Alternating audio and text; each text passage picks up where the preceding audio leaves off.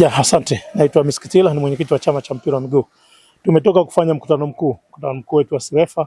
Huu ni mkutano mkuu wa mwaka 2025. Hatukufanya kwa sababu ya changamoto za kibajeti ambayo tulipitia, lakini mwisho wa siku ni mambo ya kanuni, kwa lazima afanyike. Leo tumekifanya na tumemaliza vizuri mkutano mkuu kama ulivyo. Agenda ziko 15. Tulikuwa tunajaribu kusummarize kuona mpira umetoka wapi, unakwenda wapi. Kwa hiyo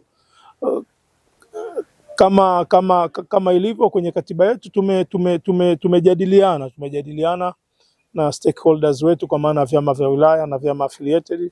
Mwisho wa siku tumetoka na kauli moja kuwa lazima kila mtu akatimize wajibu wake kwenye eneo lake, kwa maana vyama vya wilaya vikatimiza wajibu wao kwa kucheza mashindano, lakini vyama vya affiliated na pia vihakikishe kuwa vinawahudumia wanachama wao, kwa maana ya waamuzi na coaches, kwa kuwajengea uwezo na kila kitu. Lakini mwisho wa siku Sirefa ndio ina wajibu wa kuhakikisha kuwa shughuli zote za mpira zinafanyika. Kwa hiyo tulikuwa tunajaribu tu kuwakumbusha stakeholders wetu kuwa wana wajibu wa kufanya, kwa sababu wasipofanya kuna gap inapatikana. Kwa hiyo ni swala la kanuni. Lakini nje hapo tumepitisha bajeti ya mwaka milioni 63 na laki 5 ya tumepitisha. Kwa hiyo na imepitisha kwa kura zote na wajumbe wa mkutano. Ni wajibu wetu sasa kuona jinsi gani tunatafuta vile vyanzo vya fedha na tunatumia kuhakikisha kuwa football inapiga hatua.